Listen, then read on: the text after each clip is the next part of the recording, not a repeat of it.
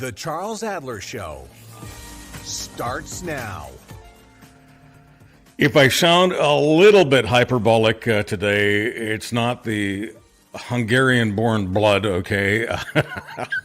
Yes, I get into some vivid imagery. Everyone who knows me knows that. If you don't know me, if I'm brand new to you, you'll get to know that the vivid imagery is part of my blood supply. It's the only way I can put it. I've got hot Hungarian blood flowing through me, despite the fact that I have been living in Canada for more than 60 years. I was born in that country. I have that DNA, and I tend sometimes to get a little bit overamped. And I'm a little more than a little overamped today because we have a guest who has a record, a serious record, not criminal record, but a record as a criminal lawyer, more importantly, a prosecutor in the Canadian system. She is based in British Columbia. She's a journalist, now a columnist for the National Observer. But you can take Sandy Garossino out of the courts. You can't take the courts out of Sandy Garossino. Without further ado, Sandy, welcome to only our second edition of our brand new Charles Adler Show podcast. Thank you so much for being here. Thanks so much for joining me. I mean, I'm so excited to actually be invited onto this, Charles. This is phenomenal that you're doing this, and everybody knows that podcasts are the future. So here comes the future, and I'm thrilled to be part of this. They're the future for a number of reasons. Putting aside all of the aspects about the business and why the general media business has been in decline, and we'll come back to that in a few moments because we're about to talk about Bill C-17, and there are some people who believe that if Facebook and Google behave themselves, as it were, that'll prop up journalism, and maybe fingers crossed, journalism can get back some seasoned experience to people that it's sorely missing right now, missing them because they're getting fired literally every day. So we'll get to that in a few moments. But I think one of the reasons that podcasts are such a hit all over the world right now is there is something more authentic in podcasts. There is something more passionate about them, but most important, there's an empathy factor that is on full display, certainly on the podcasts that are getting a lot of attention. And I'll keep my fingers crossed that whatever empathy I brought to the microphone in the last 50 years will not be diminished in this exercise that we're engaged in right now. We've only done one. This is our second. And so I have a feeling that people will know exactly what I'm talking about. It's one thing to talk about it. It's another thing to do it. You're about to have a conversation, folks, about to listen to one with one of the most empathetic people I have ever known, both in journalism and in law. Sandy, you have been on fire of late. You're even calling companies like Facebook and Google mobsters, Silicon Valley mobsters. I know you, and I know how cautious you are, especially about saying things that sometimes can be considered libelous or defamatory. There's no way that you'd be calling them mobsters unless it was an evidence-based thing. You don't have that hot Hungarian blood. You're very cool. You're very rational. You're very reasoned. You're exactly the person that we want on today. And so I just wonder if we could start from the very beginning.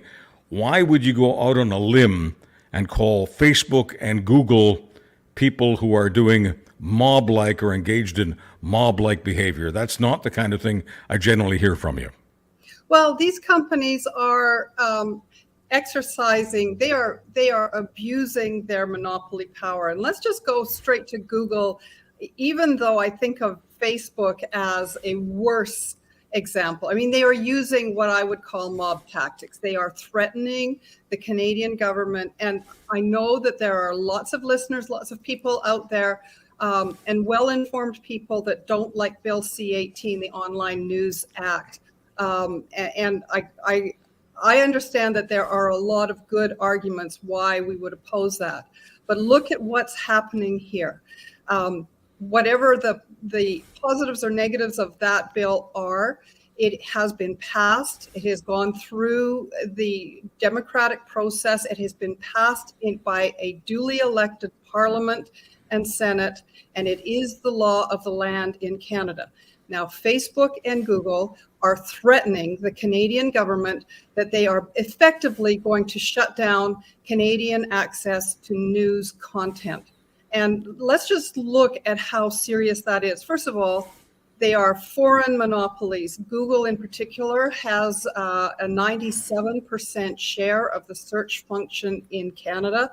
So when Canadians want to look up a news story about corruption in their municipal council, if they want to look up a news story about something that their premier said or did, or contact that their premier may or may not have had with criminal defendants, they're not going to be able to find that. Google and Facebook have said that if Canada, the law is due to come into force, I believe in January. I'm not exactly sure of the date, but that if Canada continues this, they are going to block all Canadian access to Canadian news. That's you and me will not be able to find news coverage of evacuation routes, news coverage of political corruption, news coverage of climate events.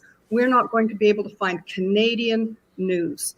And that's a mobster tactic. That's a direct threat, because it's actually it's unthinkable that Canadians will be deprived of access to their own news through ordinary Google searches. You'll have to go to CTV or the CBC or Post Media to search on their sites to get it. And everybody understands in today's world what that really means, that the average person who's not a news junkie like you and I are, Charles, the average person just is going to do a quick search, and if they can't find it, well, they'll move on to something else. So this is a direct challenge to a democratically elected government to shut down. It's a blackmail. It's an extortion attempt, in my view. Okay. And I don't think there's much question about that. So once again, for people who don't know Sandy Garossino like I do, she does not use words like extortion and threat and blackmail and mob loosely. This is something that she has studied assiduously, very, very carefully and very meticulously, because she too does not want to face legal exposure. Sandy Garossino, I want to ask about this business of search. There are many people who feel that all they have to do to search all of these stories that you're talking about is to go into the mainstream sites. So let's just name them. CBC, Global, owned by Chorus, CTV, Rogers, City TV, and others. They've all got search capacity in those sites, or at least it looks like they do. They've got a little circle and they tell you to search.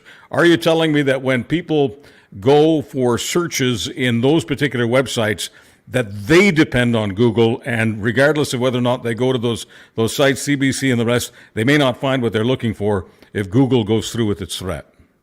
Well, that's a technical question that I'm not sure of the answer to. The way that you're asking me makes me think that you know something that I haven't tweaked to yet about that. I'm not exactly certain how that search function goes, but I know how the average person acts and behaves. The average person just hits their browser and it's automatically probably set to Google.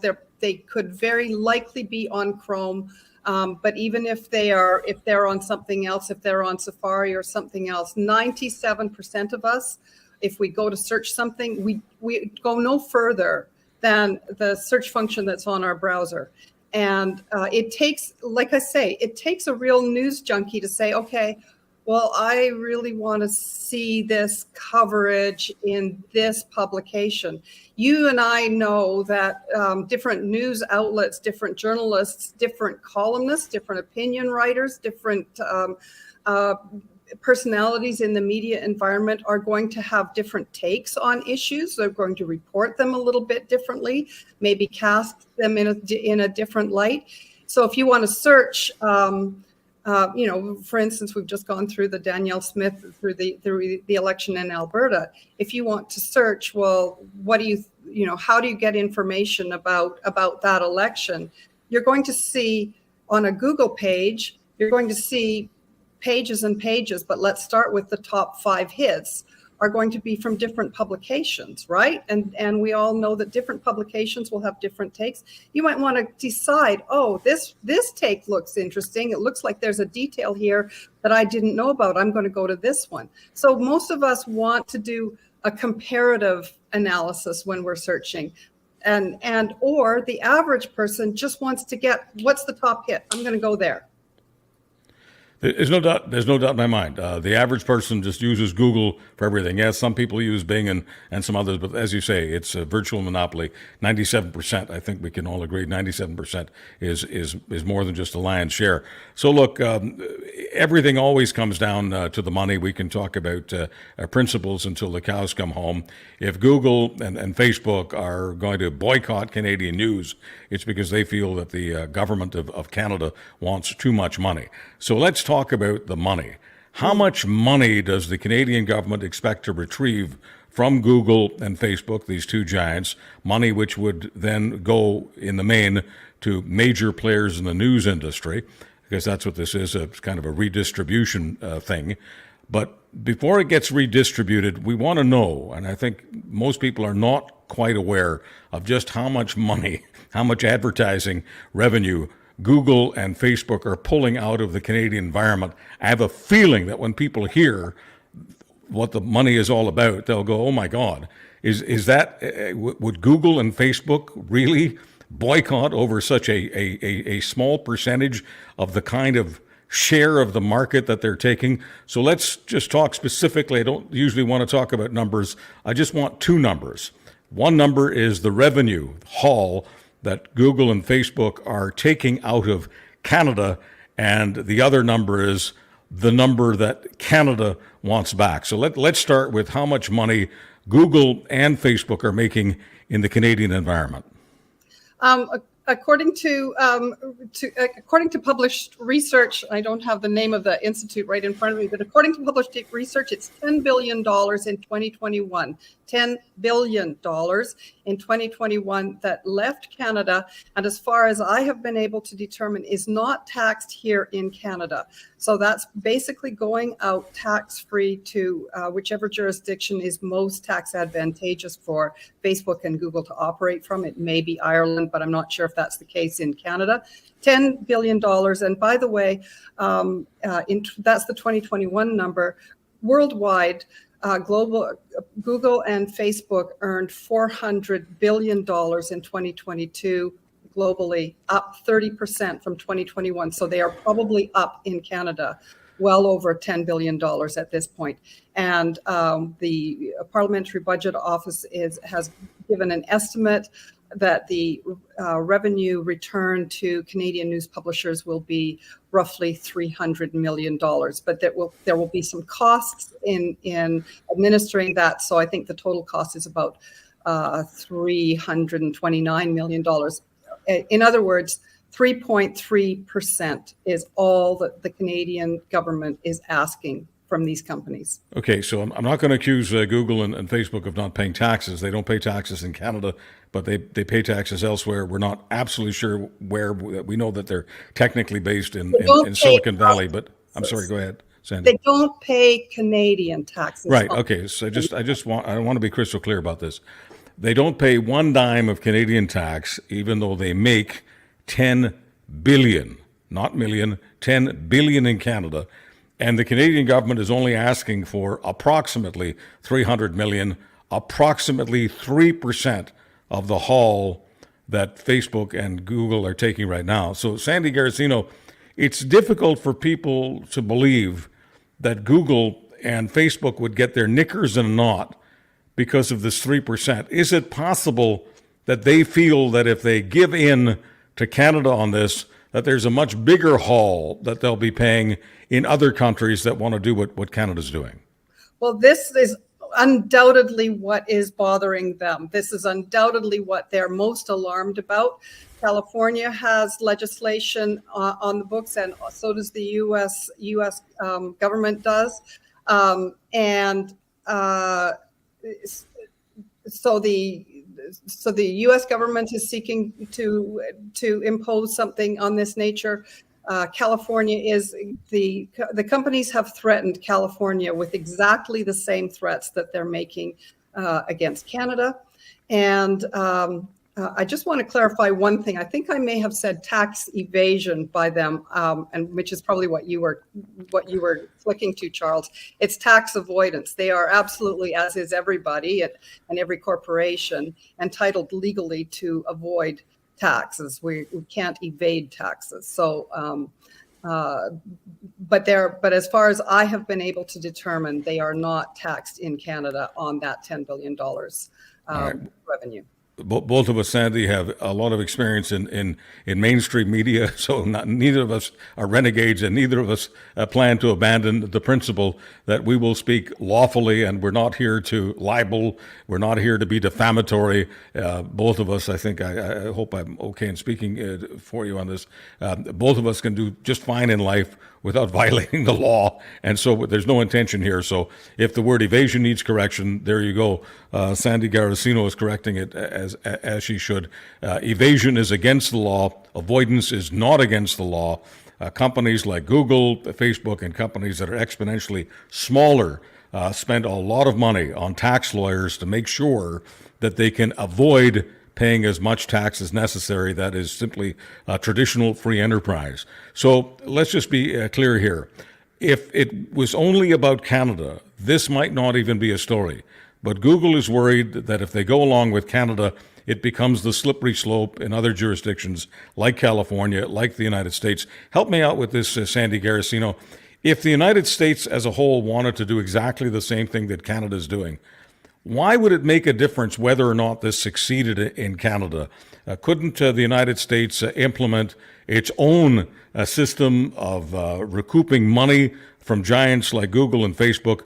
Couldn't it do it on its own? Doesn't it have everything it needs? Does it really matter what their cousin to the north does? Well, I think that everybody is watching what Canada does.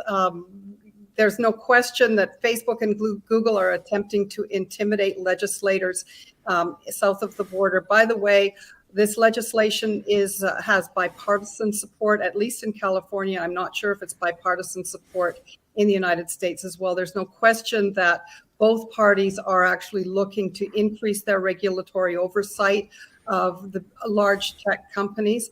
And I think most of us who are informed about this know that Australia went through this, and these same companies threatened Australia with exactly the same draconian measures.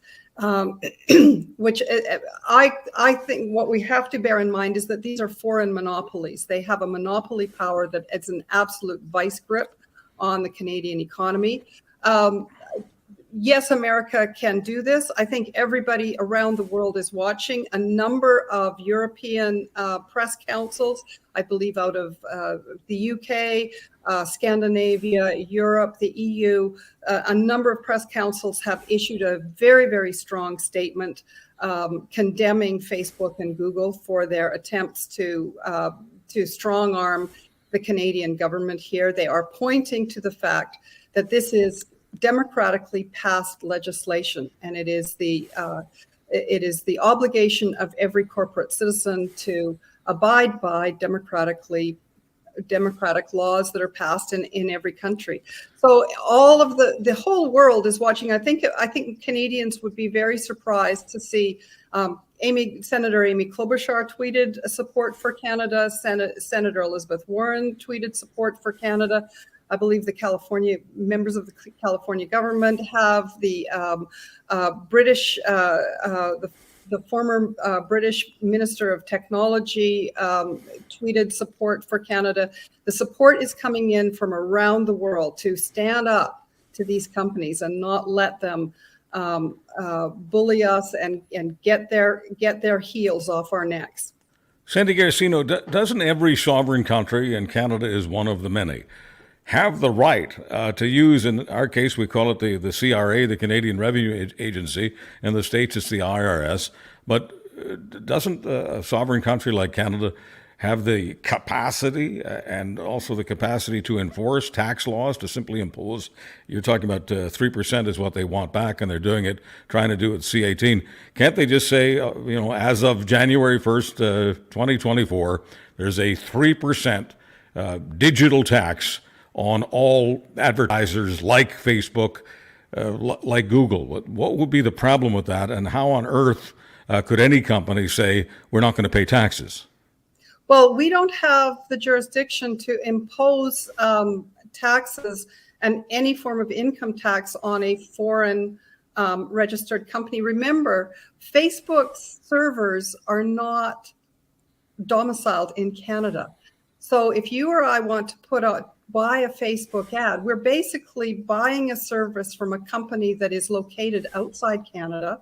It's not operating in Canada. It's taking our money the same way as we can buy something off Nordstrom or Amazon site from a US seller or a seller out of the Caribbean or Europe or wherever, and they pay taxes. The sellers pay taxes in the company or in the country where they're domiciled for tax purposes. So we don't have jurisdiction necessarily. It's impossible it's impossible to verify this because we can't look at the tax filings of Facebook. But I've looked at their financial reports, and I don't see any indication that they are filing in Canada, except for their small Canadian subsidiaries. So no, it's not an easy matter. And remember, there's the USMCA to consider as well. I mean, there's a lot of complexity to this. It is not a very easy thing to do, to impose a tax on these companies. But I do think that this is a really good question, Charles, because I think this is another aspect of why Facebook and Google are coming so hard and strong at Canada, which is that by taking these measures, Canada is in a sense doing an end run around this tax sheltering system that they have around the world. And they know that if they allow Canada to impose a 3% tax, well, then along is going to come the UK and France and Germany, and they're going to start to impose, and this is going to be the thin edge of the wedge, and they're going to take the same point of view that Pierre Poilievre takes about the carbon tax, which is you're just going to start this small so that we can't feel it, and then you're going to start ramping it up. So I think that this is also seen as a measure, a measure to get around the jurisdiction issues with income tax and to start imposing effectively a tax that is some kind of surcharge. Sandy Garossino, it's fair for people who are brand new to this, and my suggestion to you is that most people who are listening to this podcast or watching it right now are relatively new to the subject, and they're kind of wondering, what's the setup for this? What is it that the Canadian media did or didn't do to make this happen? When you talk about Facebook and Google stealing the lion's share, and you use the word stealing, I mean they legally getting the lion's share of advertising dollars that used to go to radio stations, newspapers, and TV stations primarily. Why is it that Facebook and Google were so successful at taking revenue that used to go to the mainstream Canadian media, and now it's in the hands and the coffers of two San Francisco-based companies called Google and Facebook? How did this happen? Well, and remember that they didn't just take it; they also grew it. There are two kind of primary pillars to how this happened. Well, let's face it, the advertising. I'll just start with this for Canadians to know. Facebook and Google, just the two of them. We're not talking about the other tech giants, Apple and Microsoft and Amazon, any of these others. These two companies in particular, and only them, completely revolutionized the advertising, the targeted advertising model, so that they were able to specifically, and we saw this with the 2016 election, they were able to specifically target individual users who might be susceptible to what they call relevant advertising. And this was vastly more efficient for anybody who wants to. If you or I want to advertise, we want to get the customers. We want to pay only what it's going to cost to get the customers that are gettable for us. We don't want to spend far more dollars to get or put our ads in front of eyeballs that really are not interested in our products. So there was this efficiency.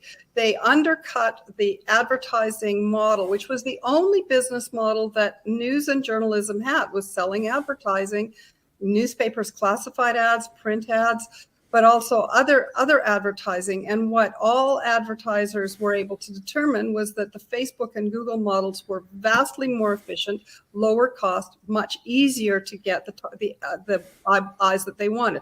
But there was something much more insidious that these companies did. Remember, Google owns YouTube, and Facebook, we're talking about Meta, and Meta owns Facebook, Instagram, and other platforms. What they did was something vastly more significant, and we all kind of know this in our gut. We all understand about internet addiction. We're seeing it in our kids. We're seeing it in our own lives. Going to any coffee shop right now. If you're in a coffee shop right now, look up and look around. And what is everybody doing? They're on their phones. Facebook and Google in particular, but Facebook more than anything, any other company, used the billions of users as data mining sources where they could learn about human behaviors. What is going to tweak our brains? What is going to make us stay online? So they were able to capture our attention. They were able to hold our attention. What holds our attention? Extremist content, angry content. Ben Smith, who is the news editor of BuzzFeed News, and we all know BuzzFeed News, like that was built off the internet. That's not some old dinosaur. That was built off the internet. They closed their news division in April because they could not provide news content that could compete with just the viral garbage that is going around. As Tristan Harris, who is the one of the founders of the Center for Humane Technology, says that these companies understood very early on, because they were getting the data, that we are guided by Paleolithic emotions. We have medieval institutions, and they have godlike technology. We are absolutely sitting ducks. So they promoted and they fed us sites that would grab our attention, would make us angry, would especially make us angry about race, about gender, about LGBTQ, about women, about Muslims, about children, the sexualizing of children, the content that is sexualizing children. And then here they are having all this content about how everybody's a groomer and everybody is a pedophile. And that just grabs people's attention. We cannot stay away from it. Sandy Garossino, for the last number of years, people have tried to say that the anger out there is all generated by Trump and the right-wing ecosystem. Are you telling me that they wouldn't be able to do this without the Facebooks and the Googles? Are you telling me that the real culprit, the real root cause of the anger isn't Donald Trump, it's Mark Zuckerberg? Donald Trump was an opportunist. He understood. I mean, Donald Trump is kind of a genius. He understands that Paleolithic mind, doesn't he? I don't think anybody can deny that he is just absolutely honed in. He's actually wired for that. So in a way, Facebook enabled him and enabled the kind of content that he loves to promote. But it also opened the doors to vastly more. And even people who are upset by it, I might be upset by an awful lot of the content I see. I get upset when I see all the promotion of RFK Jr. promoting anti-vax garbage, and Joe Rogan giving a platform to this. So I'm paying attention. This is the attention economy.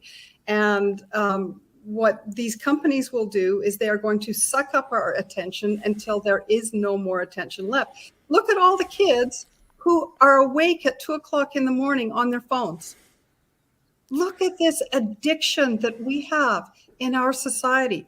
And then think about the vulnerable people and how incredibly easy it is for people who may be unstable to get whipped into a frenzy and go out and attack people that they have been taught on social media are causing all the problems and are victimizing other people. But Sandy, let's be absolutely clear here. There is nothing about C-18. If Facebook and Google shook hands with the Canadian government, said, "No problem, you win. Let's just move on." None of that, none of their agreement with C-18 would stop any of what you're talking about, addiction, people being on the internet all day, people being attracted to a Neanderthal way of life, people being attracted to extremists in the sense of paying attention to extremists, and even if most people aren't attracted, certainly it's obvious that some are getting radicalized. None of that big picture problem would be eviscerated by C-18. Absolutely not. But I think what these companies are afraid of is that governments are going to start to demand more transparency and more accountability. The governments are going to start, and the EU has been out in front on this in seeking data and seeking disclosure and starting to regulate this. So I think there's a much bigger issue. But let's just go back. I'm not sure. I might have missed one of your questions, Charles. You were asking about how much is the Canadian news industry out, and the Canadian. I looked at the financial records, whatever I could find of the Torstar Media Group and Post Media. And since 2011, they are both down $600 million a year in payroll. So those are reporters' jobs. That's journalism that we're not getting. Just imagine what $600 million in journalism would do for this country in terms of us having information about our local environments, our city councils, our provincial governments, our MLAs, or just news that is going on in our communities. And that's just the print. That has nothing to do with Bell Media, which just eviscerated, just slashed jobs at CTV, and I believe it's six radio stations that were shut down. So this is industry wide. So it is a crisis for our news, and it is essential for democracy that Canadians are able to access news. Sandy, what's your hunch? I don't like to just ask for hunches for no reason. There's a method to my madness here, because you can't answer this question. So all you can do is speculate here within the realm of speculation, based on what you have seen in the industry most recently with the meat axe treatment that people got at Bell. Do you honestly believe that if Bell got a slice of the $300 million that the Canadian government is looking for, do you honestly think that those experienced people would get their jobs back?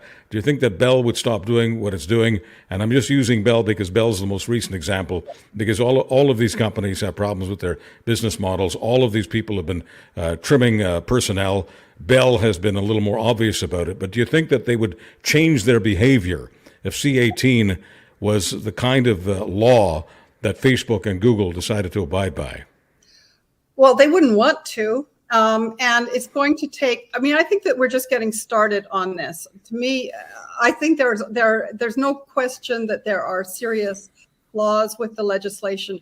I just want to see us get started on this. And then as we go along and we learn and see how it operates in the real world, that we may have to impose a little bit more control over how that money is spent. Because let's face it, Bell is a very profitable enterprise. I think Kevin Newman had a blog post out pointing out that Bell's not losing money. Bell's making money. It increased it increased its revenues this last year. But the news division is losing out. And that's the thing. And one thing that I want to point out is people do talk about National Observer, which I write for, and other small media outlets like the Tyee, like Canada Land, and other small media outlets. And that's all well and good. But I can tell you, because I know the insides of these operations, these are very small operations. They run on a shoestring. When I look at the fact that the Vancouver Sun and Vancouver Province, actual flagship news outlets in the province of British Columbia, the two largest print, they have closed their newsrooms, Charles. There isn't a newsroom there. Now, you and I who come out of news and come out of journalism know there are sinews and connective tissues, there's history, there's institutional memory.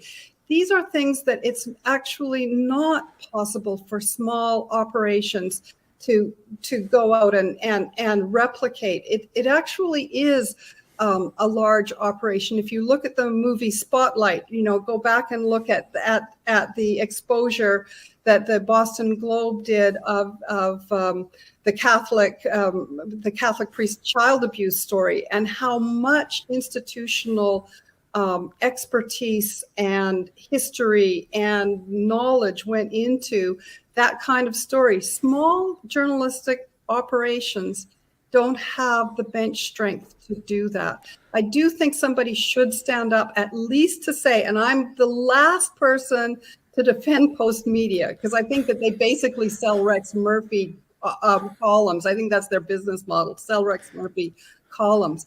But I think we do have to speak up for the institution of the press room and of a larger news organization. I don't disagree with you. It's just that my problem is I've got too much experience with this. Well, and you do, and I've been in too many. I've been in too many radio newsrooms and TV newsrooms and newspaper newsrooms, all of which look like ghost towns to me. And so it's very, very difficult for me to believe that these newsrooms that have been emptied of human beings. It's really difficult for me to believe that the Canadian government, because $300 million may sound like a lot of money, but spread out among all of the media, $300 million is chump change. It's very difficult for me to I'd like to believe it, but I'd like to believe in the tooth fairy. Yeah. I'd like to believe that $300 million is going to put bodies, warm bodies, experienced, seasoned, committed news bodies into all those newsrooms. Sandy, you don't really buy that, and I certainly don't. Yeah, I mean, I'm chasing. I recognize, by the way, that I'm chasing a kind of fantasy here, because these things are gone and they don't come back. They won't come back in their same form. And I actually have never been really motivated to defend this particular version. But I think that it's important to start, and I think it's important for Canadians to understand how much has been gutted from the operation of the newsroom. I mean, one of the things that's kind of the irony here, in a way, the quandary, is that the business model of the news industry has never been to sell news. It's been to sell advertising directed at news consumers, and that's a different thing. And I think that has been exposed as the problem here. Sandy Garossino, getting beyond all of this business about whether some money going back to media will bring some journalism back to Canada, because I do believe that's kind of fanciful. Once again, I'd like to believe otherwise. I just have too much experience in seeing what I saw, and I'm just not going to deny that. But here's the question I want to ask you in terms of the big picture. Is it possible that when we've got a trend right now where people are being hooked on news about extremism and extreme news, is it possible that the people themselves have made a choice?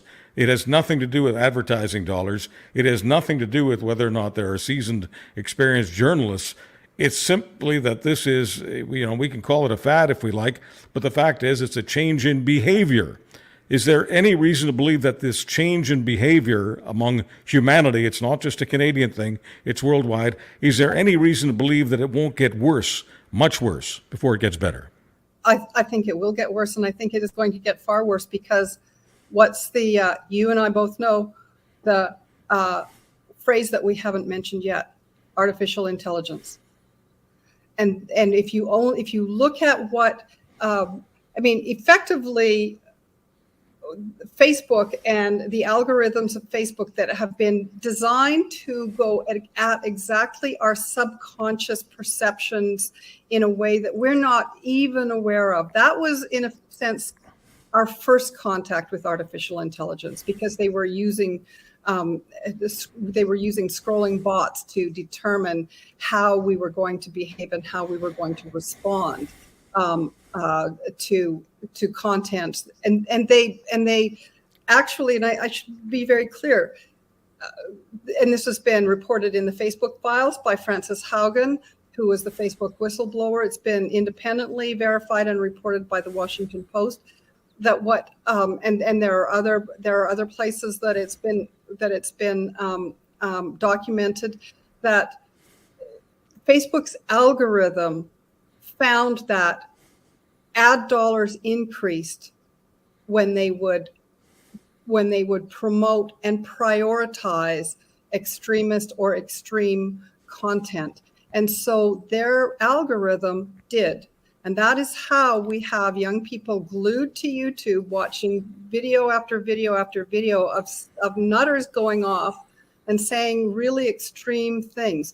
These are places, it isn't that people are randomly selecting this content. It is being selected for them, and AI has been the beginning of it. And now we're about to see AI has advanced at just absolutely unbelievable pace, and we're about to see a second version. And man, oh man, governments have got to get on top of this fast.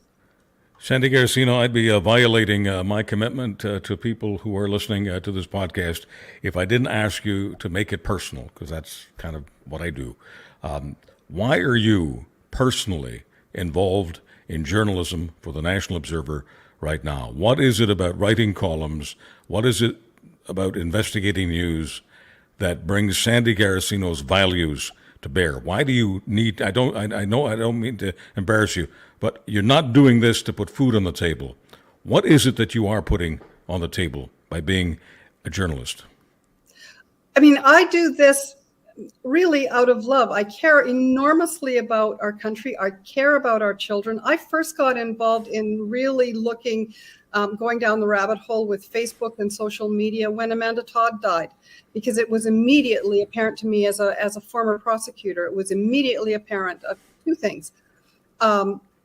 That she was not the only victim of this predator, and that he was not the only predator out there blackmailing children online on Facebook. It astonished me that on a company which is now valued at close to $1 trillion, that on a site like that an anonymous adult could blackmail a child to death. I mean, my journalism, it covers, and my columns, they cover a wide variety. It's always passion projects. And so I actually got very involved in looking at these companies back then and thinking we need to have some accountability. But the public is very hard. They really saw this as a schoolyard bullying issue. And the public has been very, very late to grasp the issue of technology and the dangers of technology in our homes. And even now, I think a lot of parents and a lot of people just feel, in a sense, almost helpless. I know that, I spend too much time online. Every day I get up and I'm not going to spend as much time online. Me too. Me too. All of us who are honest, whether we're watching or listening to this, all of us have our hands up right now going, me too. This thing is crack cocaine. We are on it and we can't get off it. Right. So yeah, it is a passion project, and I care enormously. And you know what? These companies, they don't care. They don't care about Canada. They don't care about you. They don't care about me. They don't care about our grandchildren. So let me share with you why I've got a passion for having Sandy Garossino on our second show, and why I love what you're all about. without getting into all of the nitty gritty of my past and the past of my forefathers and foremothers, if that's a proper word, but the past of my ancestors, I think everyone who knows even a little bit about me, they can certainly read about this. They can search it on Google, Bing. I don't care. You'll get it in a million different places. Because I'm a child of Holocaust survivors, I'm always painfully aware that I'm a child of a situation that was all developed because people were willing to promote a big lie. And millions of people were prepared to be, and I'll use the word, mesmerized, hypnotized, hornswoggled, taken in, prepared to be. I'm sorry, go ahead, Sandy. Go ahead. Bamboozled. Sorry. No, that's all right. Because I'm painfully aware, and millions of people just like me, not just people who are children of Holocaust survivors, but there are people in this country who have come here from all over the world where their families have been taken into prisons, tortured, and yes, even murdered, like my grandparents and cousins and uncles and aunts. Many of them are painfully aware that a big lie is not just a topic for a broadcast or a podcast. A big lie is the beginning of the end for millions and millions of people. Sandy Garossino is one of the very few people in journalism I know of in this country that is 100% dedicated to uncovering people who are promoting the big lie. And that's what so much of this is all about. And Sandy, I'll never stop loving what you do. I'll never stop opening the doors to you for this podcast, and I'll never stop being grateful for you being here right now. Well, thank you so much for your time. And Charles, you know, you're reminding me, what you're having to say reminds me of the victims of the Tree of Life Synagogue and the extremists who gunned down all the people there. There are so many Canadians, so many Americans and people around the world who are in danger today because of the violence that is being promoted online. And it's all our jobs to stand up to it. And I really thank you for this time today. The National Observer, Sandy Garossino in Vancouver. Thank you. Thanks. And thank you all for joining us. If you want to subscribe, you can find us everywhere that you go to for your podcasts. My name is Charles Adler. Thank you very much. Catch Charles Adler Mondays on Real Talk with Ryan Jesperson. Twice a week in the Winnipeg Free Press. And every day at criermedia.co.